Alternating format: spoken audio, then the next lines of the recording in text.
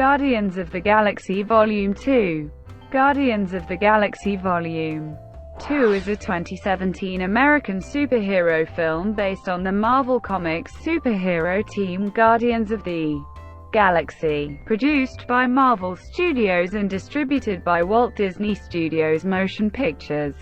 It is the sequel to 2014's Guardians of the Galaxy, and the 15th film in the Marvel Cinematic Universe.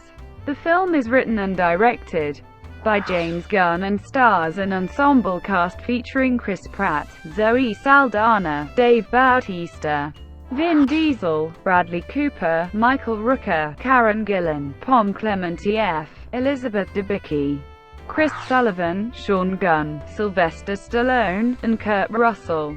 In Guardians of the Galaxy Volume 2, the Guardians travel throughout the cosmos as they help Peter Quill learn more about his mysterious parentage. The film was officially announced at the 2014 San Diego Comic-Con International before the theatrical release of the first film, along with Gunn's return from the first film, with the title of the sequel revealed a year later in June 2015. The film began principal photography in February 2016 at Pinewood Atlanta Studios in Fayette County, Georgia, with many crew changes from the first film due to other commitments. Filming concluded in June 2016. Gunn chose to set the sequel shortly after the first film to explore the characters' new roles as the Guardians, and to follow the storyline of Quill's father established throughout the first film. Russell was confirmed in the role in July 2016, portraying Ego, a departure from Quill's comic father. Guardians of the Galaxy Volume 2 premiered in Tokyo on April 10, 2017, and was released in the United States on May 5, 2017, in 3D and IMAX 3D. It has grossed over $834 million worldwide, making it the third highest-grossing film of 2017, while also outgrossing its predecessor. The film received mostly positive reviews, particularly for its humor, soundtrack and cast, though critics deemed it not as fresh as the original. A sequel, Guardians of the Galaxy Volume 3, is being developed, with Gunn returning to write and direct. Plot. In 2014, Peter Quill, Gamora, Drax, Rocket, and Baby Groot are renowned as the Guardians of the Galaxy. Aisha, leader of the Sovereign race, has the Guardians protect valuable batteries from an interdimensional monster in exchange for Gamora's estranged sister Nebula, who was caught attempting to steal the batteries. After Rocket steals some for himself, the Sovereign attacks the Guardian ship with a fleet of drones. The drones are destroyed by a mysterious figure, but the Guardians crash land on a nearby planet. The figure reveals himself as Quill's father, Ego. He invites Quill, Gamora, and Drax to his home planet, while Rocket and Groot remain behind to repair the ship and guard Nebula. Aisha hires Yondu Udonta and his crew, who have been exiled from the Greater Ravager community for child trafficking, to recapture the Guardians. They capture Rocket, but when Yondu hesitates to turn over Quill, whom he raised, his lieutenant Taserface leads a mutiny with help from Nebula. Taserface imprisons Rocket and Yondu aboard Yondu's ship and executes his loyalists, while Nebula leaves to track down and kill Gamora, whom she blames for all the torture inflicted on her by their father, Thanos.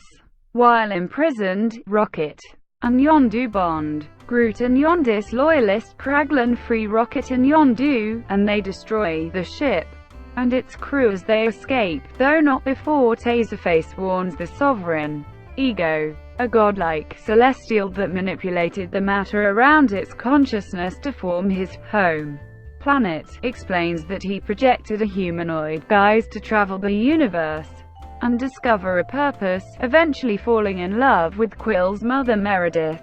Ego hired Yondu to collect the young Quill after Meredith's death, but the boy was never delivered. and Ego has been searching for his son ever since. He teaches Quill to manipulate their celestial power.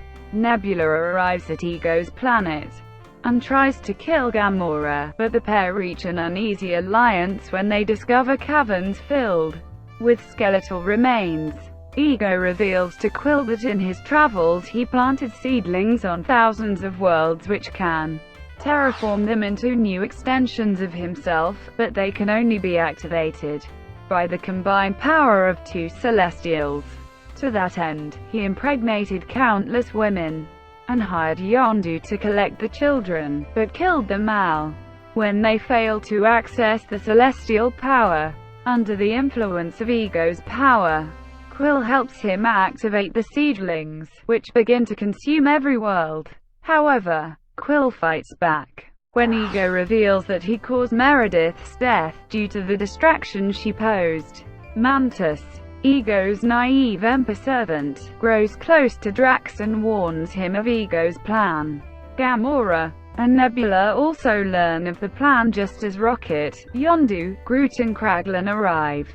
The reunited Guardians reach Ego's brain at the planet's core and fight the Sovereign's arriving drones.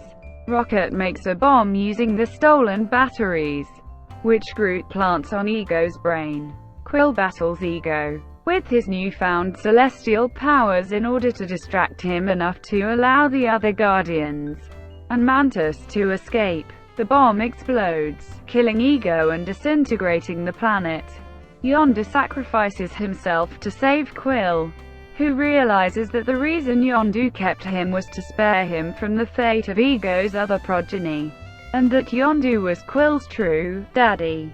Having reconciled with Gamora, Nebula still chooses to leave and attempt to kill Thanos.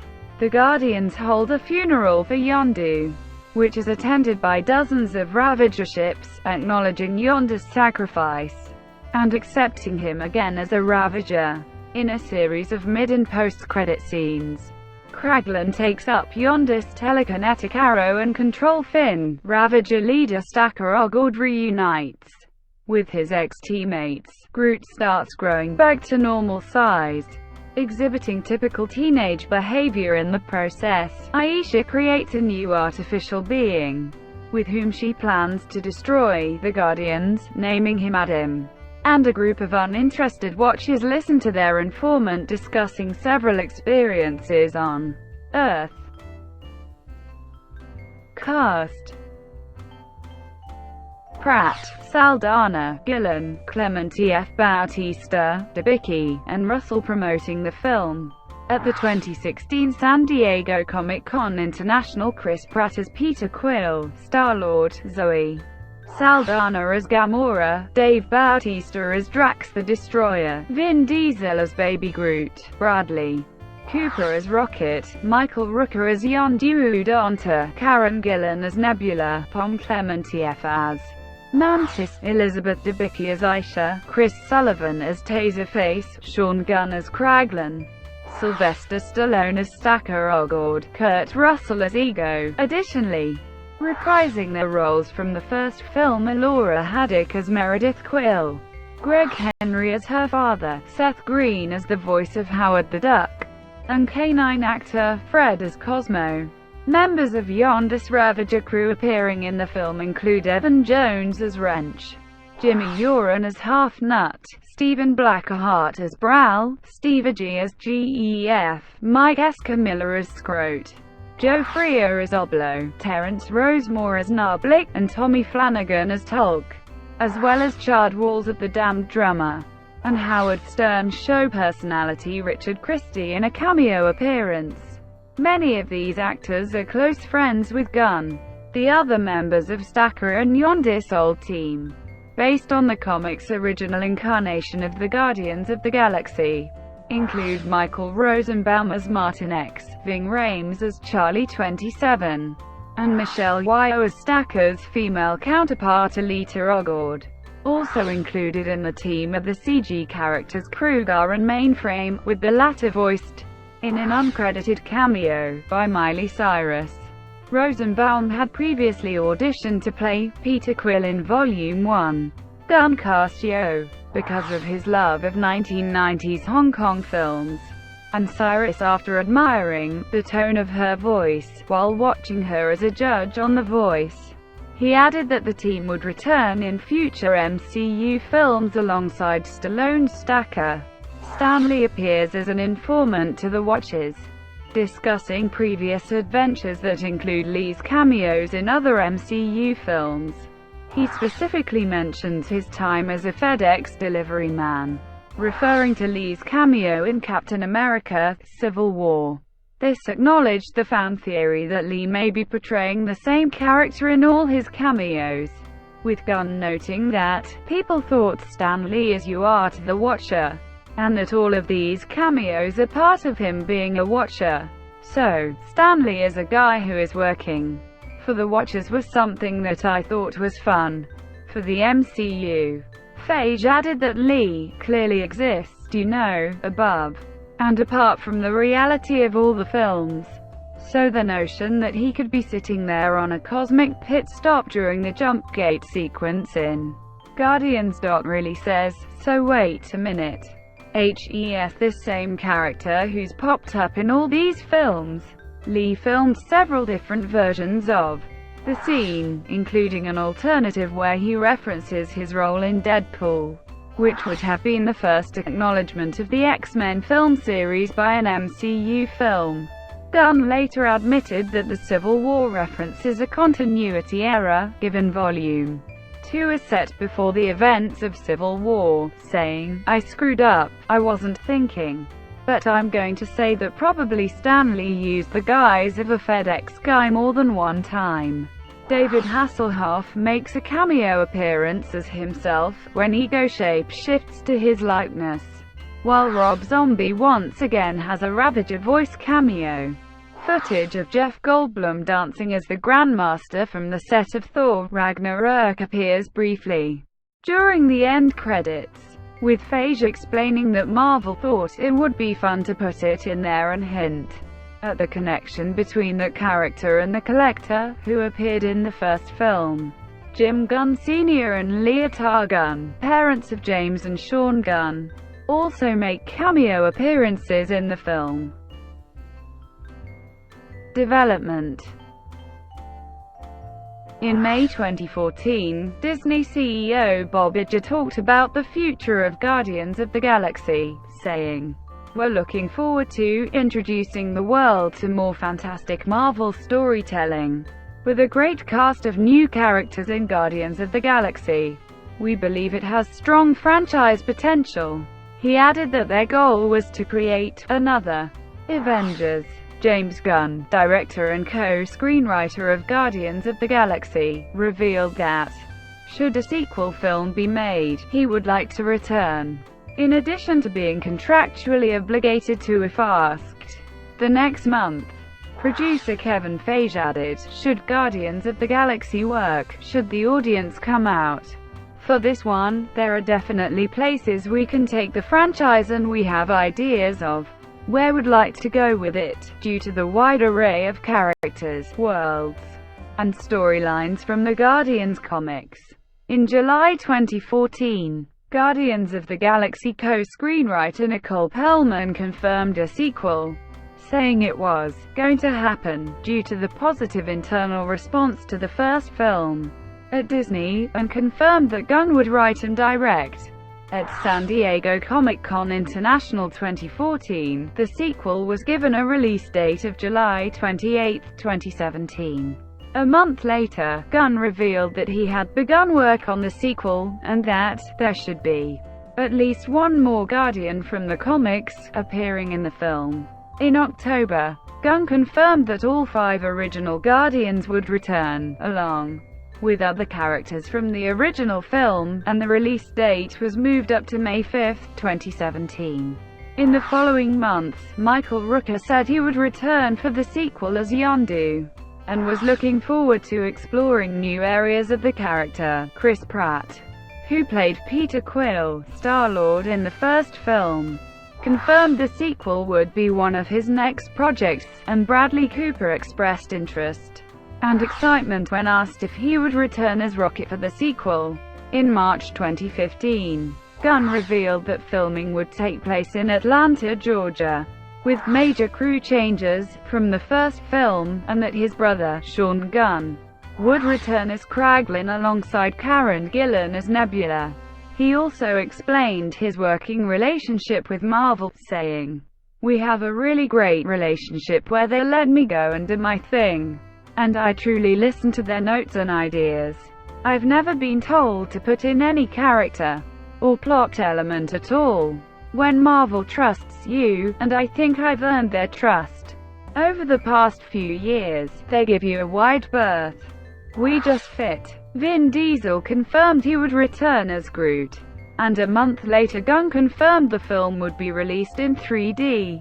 In May, Gunn said the sequel would feature fewer characters than the first film, and that he had planned to introduce two major new characters in the script, Mantis and Adam Warlock. Talks had begun with an actor Gunn had in mind to portray Mantis, while he had decided to remove Warlock due to the film getting too busy, explaining, "One of the main things with Guardians of the Galaxy is not to add a bunch of characters, not to make it bigger in that way, but to go deeper with the characters and getting to know them more emotionally. Everything is just getting too sprawling and too crazy for me in these superhero comic book movies, and also in superhero comics in general. There's just too many characters, so you can't concentrate on one and really get to know that character. And I really want to get to know the characters that we know better." Gunn added, "I adored what we had done with him. I think we did something really creative and unique with Adam Warlock, but it was one character too many and I didn't want to lose Mantis. And Mantis was more organically part of the movie anyway." He noted that Warlock could appear in future Guardians films, and is considered a pretty important part of the cosmic side of the Marvel Cinematic Universe. The character's future introduction is hinted at in one of the film's mid-credits scenes. Writing. After the film's announcement, Gunn said he knew a lot of where I want to go in the sequel, having written the backstory of Peter Quill, his father, and his history with Yondu during the making of the first film, with the intention of exploring them in a future film. Gunn said he probably won't structure the sequel in the exact same way as the first one. "One of the reasons people like Guardians is because it's fresh and different. So the second one will be fresh and different from the first one." Before starting on the script, Gunn also hoped to further explore Drax the Destroyer, Nebula, Kraglin, and the Collector, and expand on Xandarian, Kree, Krylorian, and Ravager culture. He also hoped to introduce more female characters in the sequel, though wanted to avoid including Earthlings such as Carol Danvers in order to keep Quill the main focus from Earth. Likewise, Gunn also chose not to feature Nova's Richard Rider or Sam Alexander in the film, saying, "I don't want Nova right now, because I think Quill being the only Earthling is important. That serves the entire movie-going audience and not just the handful of Nova and Carol Danvers fans." Feige said exploring Quill's father would certainly be part of a next Guardians adventure. "I think there's a reason we seeded it at the very end of the first film like that." Gunn also stated that he wanted to make sure Yondu's place in everything made sense in regards to his relationship to Quill and his father, and also revealed Quill's father would not be Jason as in the comics. Gunn also stated he was less confident Marvel was going to buy in on Baby Groot than including Ego the Living Planet, since adult Groot was the most popular character from the first film, and I didn't think they'd want to risk a good thing. However, by changing Groot, Gunn felt it opened the film up creatively, allowing Gunn to bring out new aspects of our other characters. Gunn stated that Thanos would only appear in the sequel if he helps our story, and he will not show up at all if not. Thanos is not the most important thing in Guardians 2, that's for damn sure. There's the Guardians themselves, and other threats the Guardians are going to be facing that are not Thanos. Feige later confirmed that Thanos would not appear in the sequel, as he was being saved for a grander return. When asked about how the film would connect with the other Phase 3 films in the Marvel Cinematic Universe, Gunn said, "I don't feel beholden to that stuff at all. I think it's really about the Guardians and what they are doing." Gunn set the film 2 to 3 months after the first film, because he felt the group had just such fragile egos, and he didn't think this story could start years later. Major planets visited in the film include Sovereign, Bahat and Contraxia. Feige also stated 2 or 3 other worlds would be seen, as well as a little bit of Earth in this film. But it's not these characters going to Earth. In December 2014, Gunn revealed the story for the film was written, saying, "It's still constantly shifting, but I feel like it's pretty strong. I'm excited about it." By early February 2015, Gunn said that when he first presented his idea for the sequel to Marvel, they thought it was risky, and that he would be submitting a full story treatment to the company in a few short weeks. He described it as not really based on anything from the comics, being mainly an original story. Gunn later referred to this treatment as a scriptment, a 70-page combination of a script and a treatment, and it goes through every beat of the movie. By April, he was preparing to write the screenplay, and in May he was hoping to complete the script before he began work on the Belko experiment in June 2015. Pre-production. On June 2, 2015, Gunn announced on social media that he had completed the first draft of the screenplay, and that the film's title would not simply be Guardians of the Galaxy 2. The same week, he confirmed the return of Zoe Saldana, Dave Bautista, and Cooper as Gamora, Drax, and Rocket, respectively. At the end of the month, Gunn announced the film's title as Guardians of the Galaxy Volume 2, on which he said that he came up with a lot of titles for Volume 2, but because Guardians of the Galaxy is already so wordy, it seemed strange to add another bunch of words after it. I liked Volume 2 the best, so that's what I stuck on the cover of the screenplay, and, fortunately, Marvel liked it. In September 2015, Gunn said in a Facebook post that he wanted to use Sneepers, an alien race that first appeared in Marvel Comics in 1964, as background characters in the film, but was advised against it by Marvel's legal department, because the name was too similar to snipper, the Icelandic word for clitoris. The Marvel legal department later cleared the use of Sneepers in the film, in part because of all the media coverage Gunn's initial post received. At the end of the month, Feige stated casting announcements would be made over the next few months before the end of the year, and by the end of October Pom Klementieff was cast as Mantis. Also, Matthew McConaughey had been offered the role of the film's antagonist, but had passed on it in favor of The Dark Tower.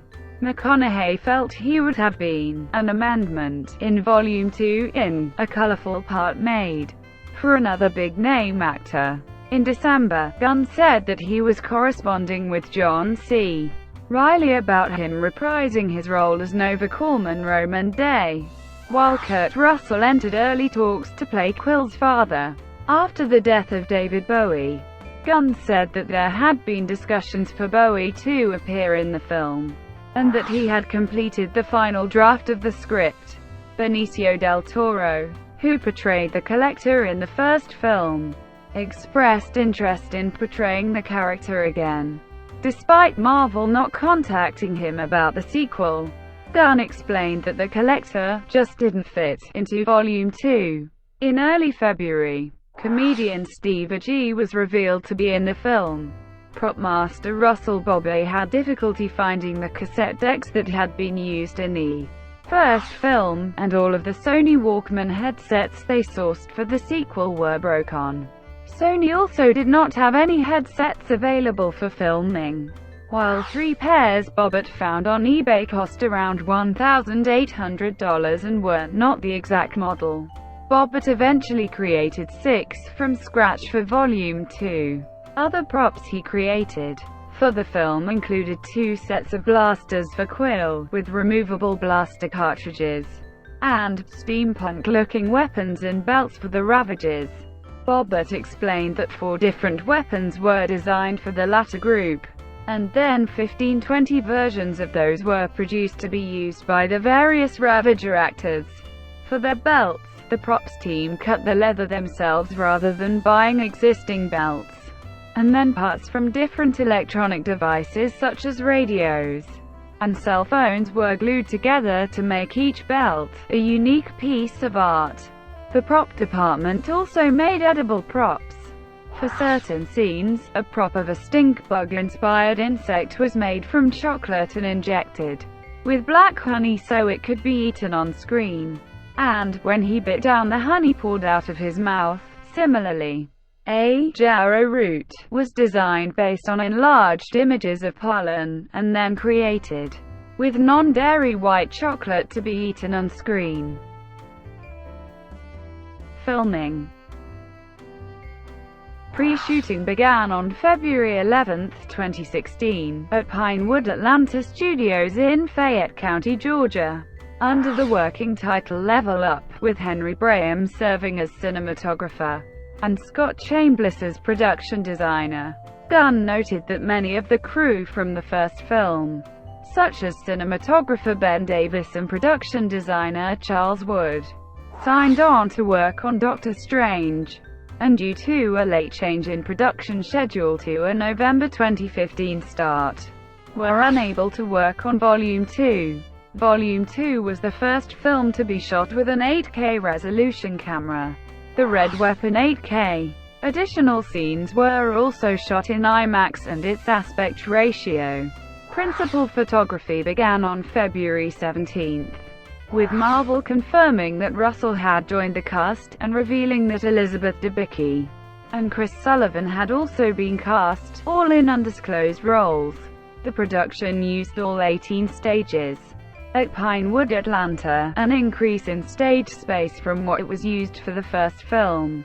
Gunn said the sequel required more sets than the first, and our sets are very large. Even though a lot of the film is CGI, I like to have as many practical sets as we can, and make the environments as real as possible so it balances out the CGI elements. Despite this, Gunn noted that there were less locations featured in the sequel, with the focus instead on being more specific and detailed with the fewer places shown. Sets constructed for the film included several for the Sovereign Planet, for which Chambliss used a 1950s Pulp Fiction variation on 1930s Art Deco design aesthetic. The Ravager's main ship in the film, the Eclector, which was constructed in sections to provide a complete 360-degree view of the ship as well as the ability to move sections around and portray different areas of the ship, and the Iron Lotus establishment on the Pleasure Planet of Contraxia, which Chambliss wanted to feel like it had been put together from a whole yard of repurposed junk, where old spaceships are cast away, and industrial materials that aren't of use anymore are just left to rot, creating a kind of neon jungle in its own way and covered in ice and snow. Interiors for other ships were also constructed to limit the amount of blue screen the actors had to interact with.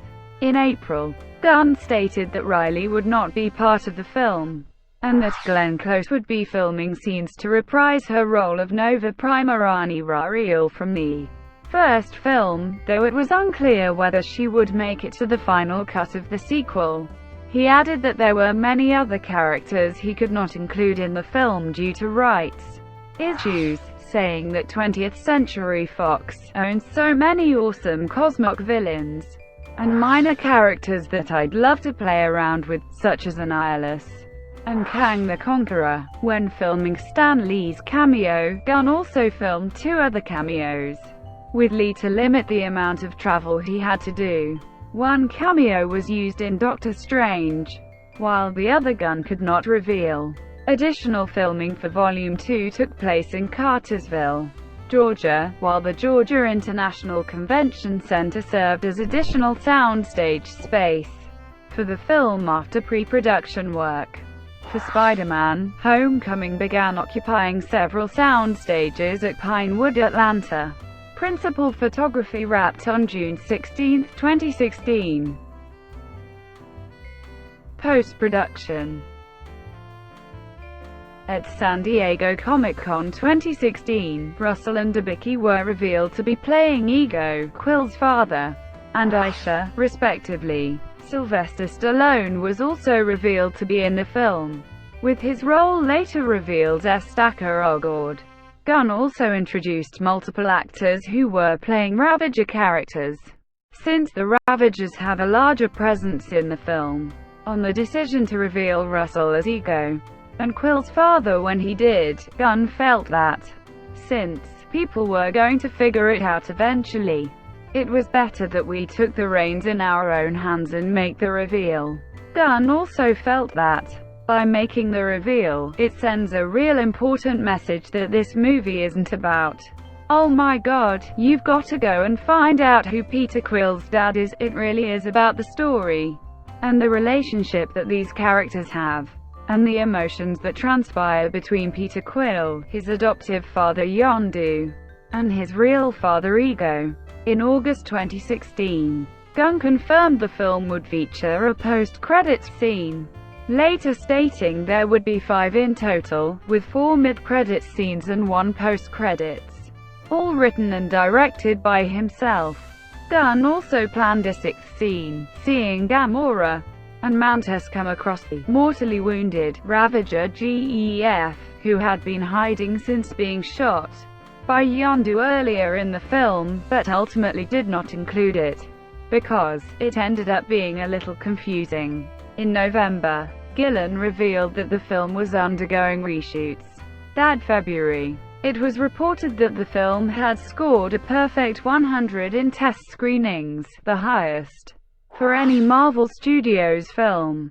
The Hollywood Reporter noted, however, that although all film studios conduct test screening, generally from a random pool of people, Marvel selects its audience from a more select pool of recruits, what it terms friends and family screenings. And, because the Marvel testing process is not as random as other studio procedures, the 100 score for Guardians 2 is not necessarily able to be compared to other non-Marvel movies. Producers and studio executives also caution at putting too much meaning into test scores, pointing out the scores are best at gauging where audiences engage or disengage, and may not reflect the ultimate reception from critics' reviews and a wider audience, and its box office gross. In March 2017, Gunn revealed that Michael Rosenbaum would appear in the film, and that he would once again provide the dancing for Baby Groot as in the first film, in a much bigger way. "I actually had to do like a full day's worth of dancing to get Groot's dance down this time. Last time it was me in front of an iPhone, and this time it's me dancing on a huge sound stage and shooting it from 5 different angles." Fred Ruskin and Craig Wood returned from the first film to serve as editors.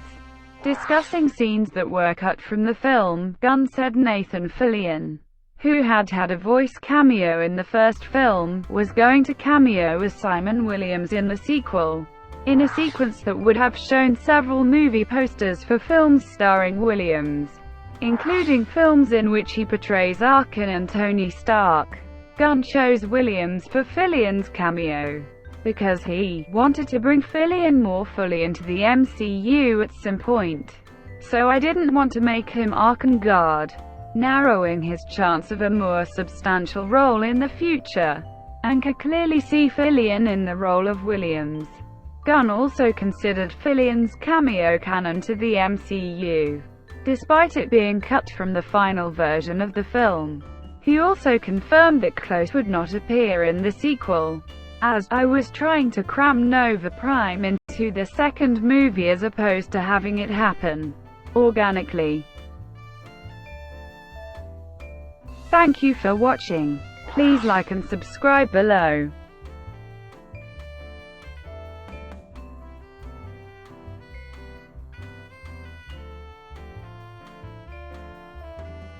Please like and subscribe below.